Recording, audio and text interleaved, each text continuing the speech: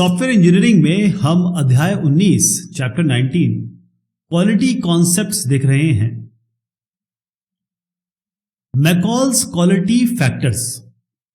अब मैकॉल साहब और उनके साथी रिचर्ड्स और वॉल्टर्स, इन्होंने कहा कि सॉफ्टवेयर की जो क्वालिटी है यानी कि गुणवत्ता है, उसके पीछे क्या क्या फैक्टर हो सकते हैं या सॉफ्टवेयर क्वालिटी को क्या क्या इफेक्ट कर सकता है। तो उसके लिए उन्होंने 3 भाग में इसको डिवाइड किया, 3 इंपॉर्टेंट एस्पेक्ट जो सॉफ्टवेयर से रिलेटेड हैं। और वो क्या हो सकते हैं? पहला है आपका कि ऑपरेशनल कैरेक्टरिस्टिक। जब सॉफ्टवेयर पे काम किया जाएगा तो उसमें क्या क्या चीजें आएंगी, ऑपरेशन जब ये करेगा, जब इस पे आप काम करेंगे। Ability to go the under change या एबिलिटी टू अंडरगो चेंज। इसका मतलब ये हुआ कि अगर आप कुछ परिवर्तन करते हैं सॉफ्टवेयर में तो वो किस तरीके से बिहेव करता है, कितने इजीली आप इसे चेंज कर सकते हैं, परिवर्तन कर सकते हैं। और तीसरा है इसमें एडेप्टेबिलिटी टू न्यू एनवायरनमेंट। अब नए कॉन्फ़िगरेशन, नए एनवायरनमेंट में इसको ले जाएंगे तब ये सॉफ्टवेयर कैसे बिहेव करेगा। तो पहला हो गया प्रोडक्ट ऑपरेशन। उसके बाद होता है आपका प्रोडक्ट रिवीजन, जिसको हम अंडरगो चेंज या परिवर्तन करेंगे, इसमें क्या होगा। और फिर पोर्टेबिलिटी, रीयूजेबिलिटी और इंटरऑपरेबिलिटी, ये आता है एडेप्टेबिलिटी टू न्यू एनवायरनमेंट। नए एनवायरनमेंट में जब इसको पोर्ट करेंगे, डालेंगे या फिर इसको ट्रांसफर करेंगे। तो मैकॉल साहब और बाकी उनके जो दोस्त हैं वो इनको डिस्क्राइब करते हैं, वो बताते हैं कि ये फैक्टर क्या क्या कर रहे हैं। तो इसमें हम सबसे पहले प्रोडक्ट ऑपरेशन में करेक्टनेस से शुरू करते हैं। करेक्टनेस का मतलब ये होता है कि यूजर की कुछ इच्छाएं हैं, यूजर ने कुछ स्पेसिफिकेशन आपको दिए हैं, कुछ आपने रिक्वायरमेंट तय की है और यूजर की कुछ इस सॉफ्टवेयर से कुछ ऑब्जेक्टिव है कि मुझे ये अचीव करना है। कितना ये सॉफ्टवेयर ये कर रहा है उसे हम करेक्टनेस कहते हैं। क्या वो सही है जो उसको चाहिए था। रिलायबिलिटी का मतलब ये होता है विश्वसनीयता, आप उस पर विश्वास कर रहे हैं, रिलाय कर रहे हैं। इसका मतलब ये है कि जो काम करने के लिए, जो फंक्शन के लिए सॉफ्टवेयर बनवाया गया है वो कर रहा है और साथ में कितने प्रिसीशन से कर रहा है, कितने सही, मतलब स्केल में दे दीजिए। मान लीजिए 100% आप चाहते थे, 90% कर रहा है, 80% कर रहा है। इसकी हम आगे और भी एक बहुत प्रिसाइज डेफिनेशन देखेंगे रिलायबिलिटी और अवेलेबिलिटी की। इसके बाद आता है रिलायबिलिटी, हो गया एफिशिएंसी। एफिशिएंसी का मतलब ये होता है दक्षता, यानी कि कितना ये कंप्यूटिंग रिसोर्स यूज करता है, यानी कितनी मेमोरी यूज करेगा, कितना आपका सीपीयू टाइम यूज करेगा और साथ में कोड कितना इसमें लिखा हुआ है। इंटीग्रिटी का मतलब क्या है कि अगर सॉफ्टवेयर पे कोई बाहरी अटैक होता है या फिर मान लीजिए कोई आदमी इसमें घुसना चाहता है जो कि अनाधिकृत है, अनऑथराइज्ड है, उसको ये कैसे कंट्रोल करता है, कैसे रोकता है, कितनी इंटीग्रिटी है। यूजेबिलिटी का मतलब ये होता है कि जब कोई यूज करने जाएगा, चाहे वो एक्सपीरियंस्ड हो, चाहे वो पहली बार यूज कर रहा है, तो कितने आसानी से वो उसे समझ सकता है, उस पर काम कर सकता है सॉफ्टवेयर पे।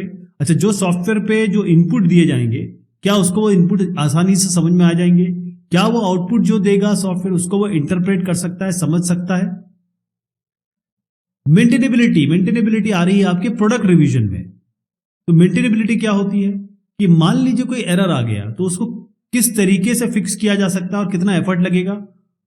पहले तो एरर को पता करना और उसको फिक्स करना, यानी उसे ठीक करना, मेंटेनेबिलिटी में आता है। इसके बाद जो अगली चीज आती है वो इसी में प्रोडक्ट रिवीजन में अगर आप देखें तो वो आती है फ्लेक्सिबिलिटी। फ्लेक्सिबिलिटी का मतलब ये है कि जब आपका चलता हुआ प्रोग्राम में आप कुछ परिवर्तन करते हैं तो कितना एफर्ट लगेगा आपको। फ्लेक्सिबिलिटी। टेस्टेबिलिटी में क्या आएगा? टेस्टेबिलिटी में यह है कि अब आपको टेस्ट करना है प्रोग्राम को, तो उसमें कितनी मेहनत लगने वाली है, कितना एफर्ट लगने वाला है। अब हम आते हैं प्रोडक्ट ट्रांजिशन पे, और कई जगह आप देखेंगे इसको अडेप्टेशन भी लिखा हुआ है। तो यहां पर आप पोर्टेबिलिटी के बारे में बात करेंगे। पोर्टेबिलिटी का मतलब यह है कि ये मान लीजिए एक हार्डवेयर है और ये दूसरा हार्डवेयर है।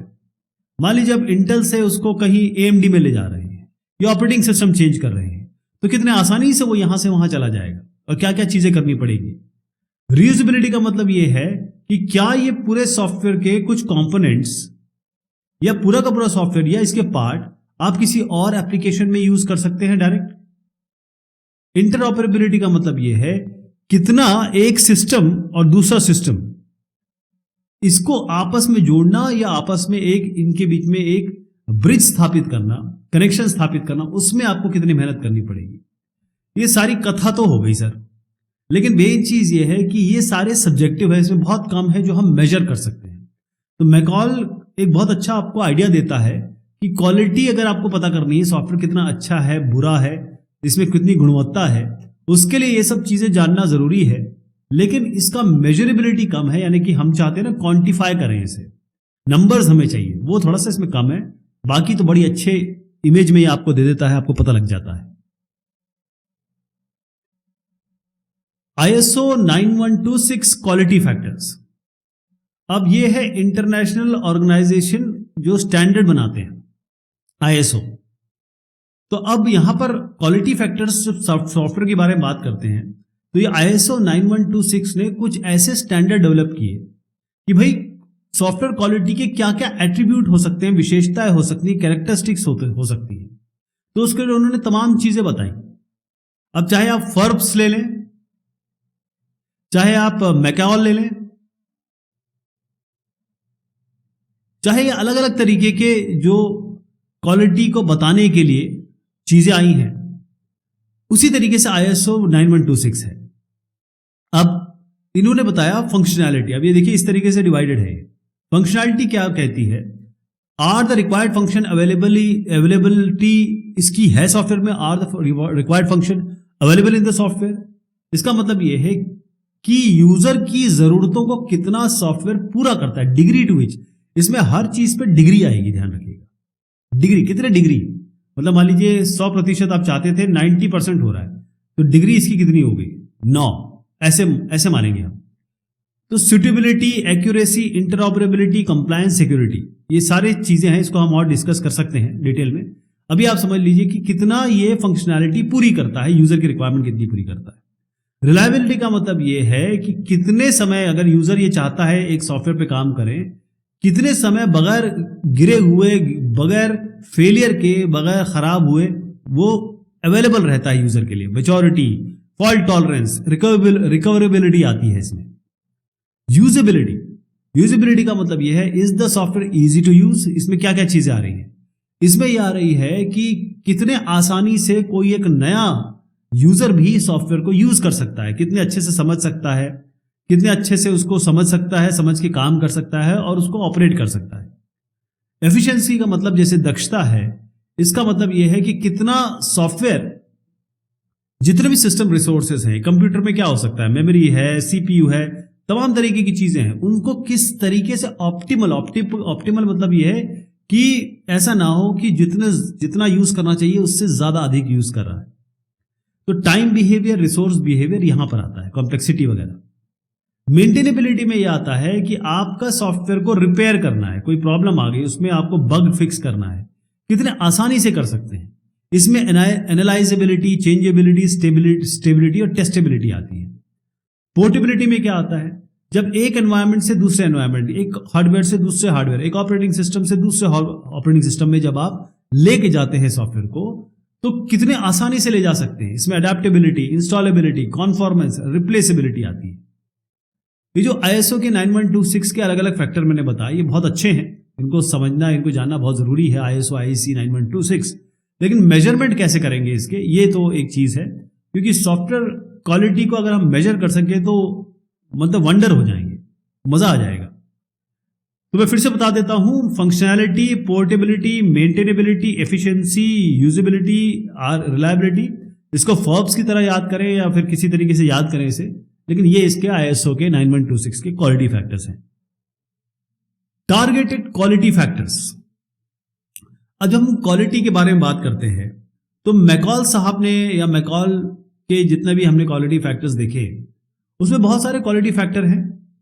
अब फॉर एग्जाम्पल हम समझते हैं कि भाई हमको किसी चीज को चेक करना है, तो कैसे करेंगे। एक एग्जाम्पल देता हूं, वो सबके लिए होगा, मतलब ऐसे जितने भी मैकॉल की क्वालिटी फैक्टर्स हैं उन सबके लिए वो लागू होगा। तो मैकॉल साहब बताते हैं कि देखिए यूजेबिलिटी होनी चाहिए। आपको पता है ना, मैकॉल का जो ट्राइंगल है, उन्होंने कहा प्रोडक्ट ऑपरेशन कैसे एक अच्छा काम करता है, बुरा काम करता है। यूजेबिलिटी मतलब एक यूजर जब इसे यूज करेगा एक्चुअल में, तो ये कितने आसानी से वो उसे यूज कर सकता है। तो मैकॉल साहब का जैसे यूजेबिलिटी है, एक बहुत इंपॉर्टेंट क्वालिटी फैक्टर है। अगर आपसे पूछा जाए ये इसी के लिए यूजेबिलिटी, कि मान लीजिए आप किसी सॉफ्टवेयर पे काम करना चाहते हैं और इसका ये यूजर इंटरफेस बनाया गया है, तो इसको आपको यूजेबिलिटी के तहत चेक करना है। कैसे करेंगे? तो मैकॉल साहब ने बताया कि भाई यूजेबिलिटी में क्या क्या आ रहा है। अब इसमें मेन चीज आती है यूजेबिलिटी में अंडरस्टैंडेबिलिटी, लर्नेबिलिटी और ऑपरेबिलिटी। ये मैंने आपको मैकॉल के समय बताया था। तो ये सारी चीजों को आपको एक एक करके चेक करना पड़ेगा। यानी इसका मतलब ये है कि किस तरीके से हम इसको मेजर करें, और इसको मेजर करें उस तरीके से कि यूजर इंटरफेस कैसा बना है, यूजेबिलिटी कैसी है उसकी। जैसे आप एक एक करके समझ लीजिए। इंट्यूटिवनेस, इसका मतलब आसानी, जो हम सोचते हैं वैसा हो जाए। इसका मतलब यह है कि जो यूजर ने सोचा वैसा हो जाए। कोई नोवाइस यूजर, कोई नया यूजर आ जाए, उसको बगैर ट्रेनिंग दिए हुए या कम ट्रेनिंग दिए हुए वो आसानी से यूज करे सॉफ्टवेयर को। तो इसके लिए हमको तमाम सवाल पूछने पड़ेंगे। सवाल क्या हो सकते हैं? पहला ये है कि क्या ये जो इंटरफेस है वो आसान है, यूजर इसे आसान से समझ रहा है? क्या ये यहां से वहां, मतलब कोई भी चीज इसको यूज करनी है, मान लीजिए कोई चीज एडिट करनी है, मान लीजिए कोई स्नैपशॉट लेना है, तो क्या वो आसानी से उसे मिल गया या उसको ढूंढने में दिक्कत हो रही है या मेहनत लग रही है? उसमें इस यूजर इंटरफेस में जो आपने लिखा हुआ है, क्या वो यूजर को आराम से समझ में आ रहा है? रिकॉग्नाइजेबल मेटाफर आपने यूज किया है। इसका मतलब ये है कि चीजें ऐसे लिखें जो इजी हो यूजर के लिए। अब मान लीजिए आप कीबोर्ड से कुछ प्रेस करना चाहते हैं किसी चीज के लिए, और 5 कीबोर्ड प्रेस लग रहे हैं या माउस क्लिक 5 लग रहे हैं। हो सकता है ये 2 में हो जाए काम, 3 में हो जाए। तो कितना कम से कम आपने यूजर को इजी बनाया है इसके लिए। Does the interface follow the 3 golden rules? ये हम आगे भी डिस्कस करेंगे।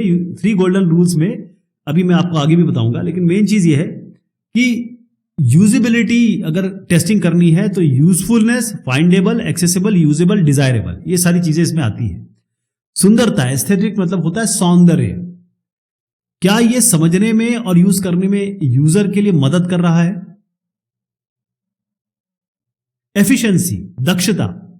अब यहां पर हम जब दक्षता के बारे में बात करते हैं मैकॉल क्वालिटी फैक्टर्स में या एट्रीब्यूट्स में, इसका मतलब यह है कि क्या हम आसानी से जो भी सॉफ्टवेयर का ऑपरेशन है, सॉफ्टवेयर में जो इंफॉर्मेशन दी है, उसको आसानी से पता कर पा रहे हैं, जान पा रहे हैं और उसको शुरू कर पा रहे हैं?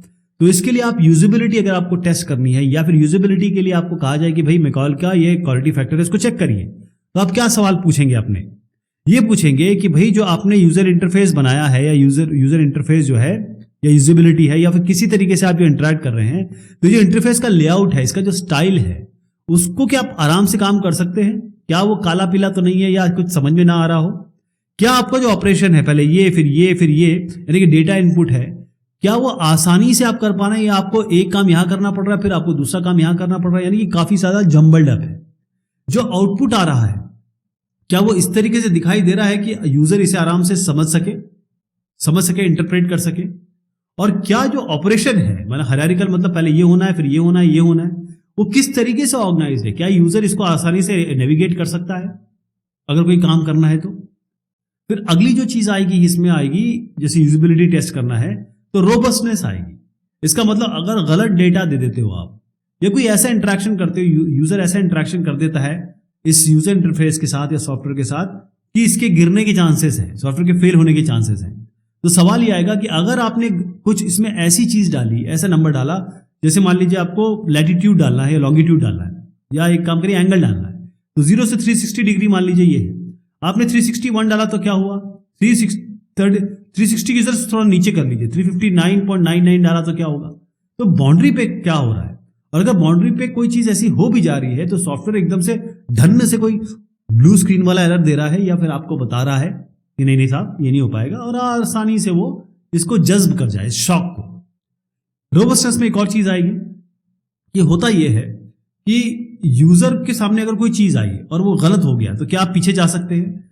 क्या कोई ऐसी चीज जो यूजर करता है उससे आप पीछे की तरफ आ सकते हैं? इसमें एक और चीज आती है कि कोई एरर कंडीशन आ गई, सॉफ्टवेयर फंक्शनैलिटी से हो सकता है। क्या आपका ऐसा डायग्नोसिस है, क्या ऐसा गाइडेंस है, जब कोई ऐसी एरर आती है तो क्या आपको कोई एरर कोड निकल के आता है कि भाई ये गलती तो हो गई है लेकिन इसको सॉल्व करने का तरीका हम देते हैं, ये इसका तरीका है। रिचनेस मतलब ये होता है कि कितने ज्यादा फंक्शनैलिटी या फीचर सेट या विशेषताएं आपको इंटरफेस दे रहा है या फिर आप यूज कर सकते हैं। क्या आपका यूजर के हिसाब से चीजें कस्टमाइज कर सकते हैं। मान लीजिए कोई प्रिविलेज यूजर है, कोई नेव यूजर है या कोई एडमिन है, उन सबके लिए कुछ प्रिविलेजेस या चीजें आराम से काम कर रही हैं।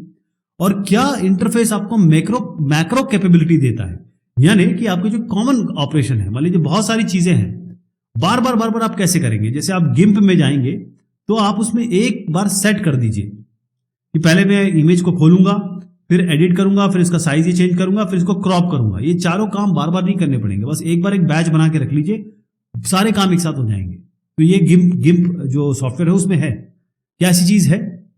देखिए, जितना भी मैंने अभी आपसे सवाल पूछे उसका आपने जवाब दिया होगा मन में, और जितने आंसर्स आपके सही निकलते हैं और मैक्सिमम सही निकलते हैं, इसका मतलब ये है, ये चांसेस हैं कि आपका सॉफ्टवेयर अच्छी क्वालिटी का प्रदर्शन करेगा, अच्छी गुणवत्ता का प्रदर्शन करेगा। द कॉस्ट ऑफ क्वालिटी, गुणवत्ता के लिए कॉस्ट लगता है, पैसा भी लगता है, एफर्ट भी लगता है, सारी चीज लगती है। इसमें एक बड़ी अच्छी लाइन है, देखिए, we know that the quality is important. हम जानते हैं क्वालिटी बहुत जरूरी है, बट इसके लिए हमें पैसा भी लगेगा, और जेब से पैसा तो लग रहा है, साथ में टाइम भी लगेगा। अब बहुत ज्यादा टाइम देना या पैसा देना, उस लेवल तक पहुंचाना, सॉफ्टवेयर क्वालिटी के उस लेवल तक पहुंचाना जहां पर आप सॉफ्टवेयर को बेस्ट कह सकते हैं, क्या हम ऐसा कर सकते हैं?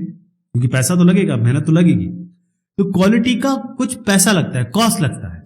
कॉस्ट मतलब अगर आपको गुणवत्ता पानी है, सॉफ्टवेयर को क्वालिटी वाइज अच्छा बनाना है, तो आपको एफर्ट लगाना पड़ेगा। दूसरा यह है कि मान लीजिए आपने क्वालिटी सॉफ्टवेयर नहीं बनाया, तो उसके बाद अगर क्वालिटी नहीं है सॉफ्टवेयर में, तो वहां पर भी आपको कॉस्ट लगने वाला है। कैसे कॉस्ट लगने वाला है मैं आपको बताता हूं। इन दोनों में किस कॉस्ट के लिए आपको चिंता करनी चाहिए, किस चीज के लिए आपको चिंतित होना चाहिए। तो पहले ये समझ लीजिए कि जो कॉस्ट ऑफ क्वालिटी है, जो पहला मैं आपको बता रहा हूं, ये वाला, इसको हम डिवाइड कर सकते हैं।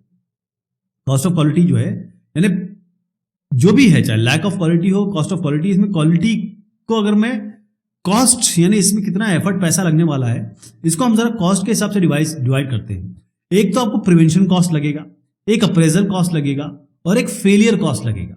इसका मतलब क्या है कि प्रिवेंशन कॉस्ट में क्या क्या चीज आती है, कि प्रिवेंशन मतलब होता है किसी चीज को होने से पहले रोकना। तो यहां पर जो मैनेजमेंट तैयारी करेगा, पहले प्लान करेगा, और क्वालिटी कंट्रोल और क्वालिटी एश्योरेंस, ये सारी एक्टिविटी लगाएगा। इसके लिए कॉस्ट लगेगा नहीं लगेगा, मेहनत लगेगी नहीं लगेगी। इसके अलावा यह है कि जो भी रिक्वायरमेंट मॉडल में आपने तय किया है या डिजाइन मॉडल में बनाया है, अब इसमें इसी हिसाब से एकदम सेम तरीके की चीजें को आपको इंप्लीमेंट करना है, इसमें आपको एडेड कॉस्ट लगेगा। इसके अलावा क्या है कि आपको टेस्ट करना पड़ेगा उसको बहुत अच्छी तरीके से, उसका कॉस्ट लगेगा।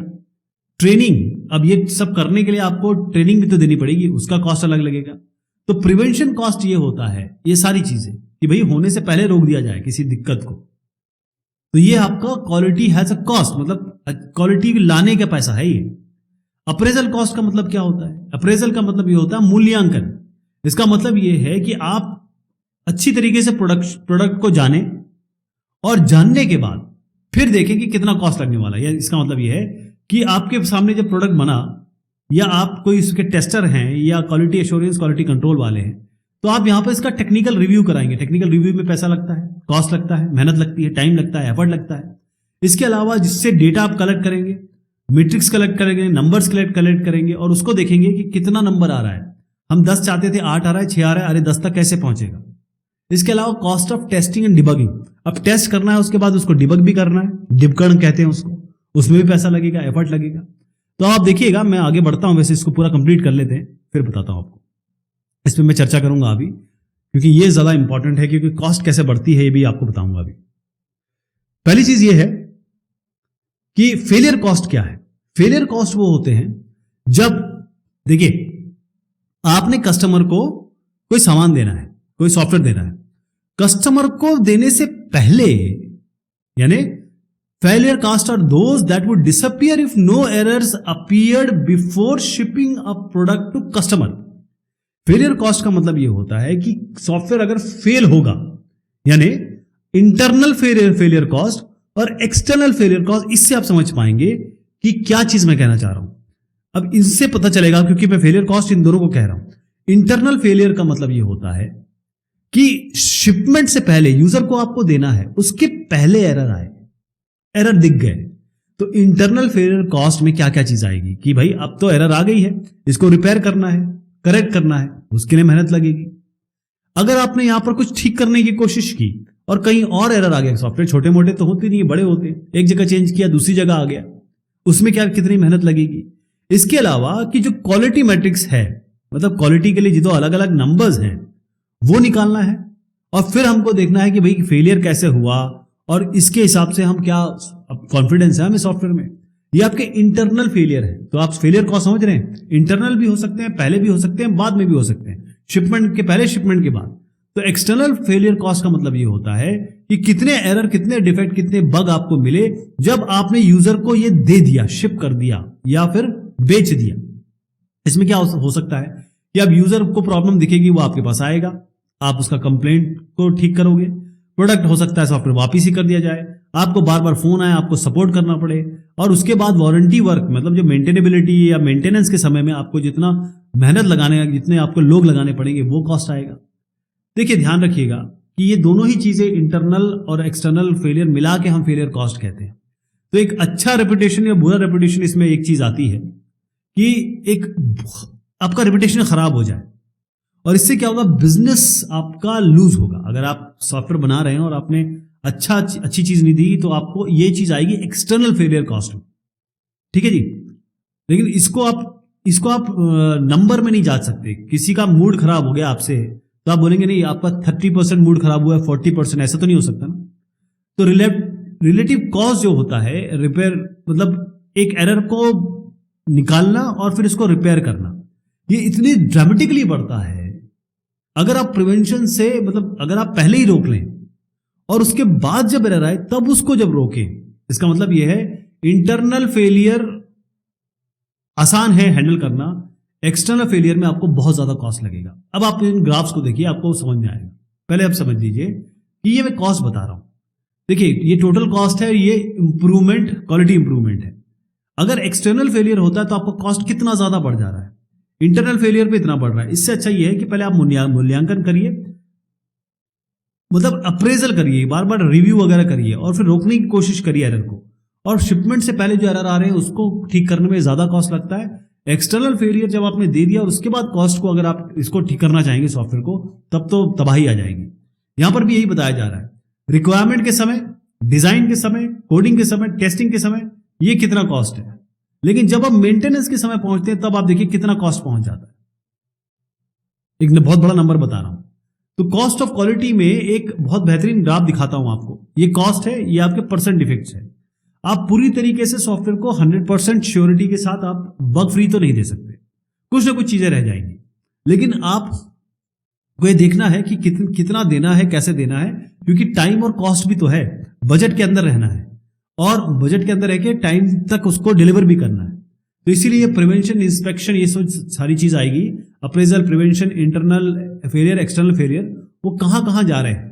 तो एक इसके बीच में एक, जिसे कहते हैं कि एक स्वीट पॉइंट है ना, इस पॉइंट पे आप रहें। ये ऑप्टिमल क्वालिटी लेवल है। क्वालिटी यहां तक अचीव करने की कोशिश करें ताकि आपका कॉस्ट भी ज्यादा ना लगे और आपके डिफेक्ट्स भी आपके कंट्रोल में रहे। बिल्कुल क्वालिटी नहीं होगी, मतलब 100% नॉन क्वालिटी है ये, और यहां पर आपका 0% मतलब परफेक्ट क्वालिटी। यहां तक पहुंचेंगे तो कॉस्ट, एक तो कॉस्ट बहुत ज्यादा बढ़ जाएगा। यहां पर देखिए कॉस्ट कितना बढ़ रहा है, और अगर कोई भी क्वालिटी नहीं है तो कॉस्ट बढ़ रहा है। लेकिन एक जगह जहां पर आपके डिफेक्ट्स बहुत कम से कम हो, तब आप कह सकते हैं कि हाँ भाई अब ठीक है। कॉस्ट ऑफ क्वालिटी ये होती है।